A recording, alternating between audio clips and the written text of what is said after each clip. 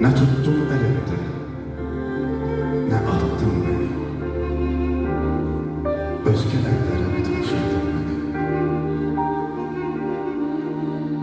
Ətrimi gül aldı, çiçek yapardı. Üzümün rengini bir renk yapardı. Çağırdım, sesini küle yapardı. Esen güllerimi taşıdın beni. Bugünü gözledim, sabaha kaldı. Sevincin ahırı bir aha kaldı. Yegane ümidim Allah'a kaldı. Gelen illere mi taşırdın beni?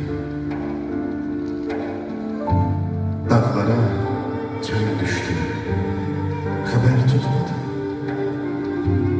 Saçıma den düştü, haber tutmadı.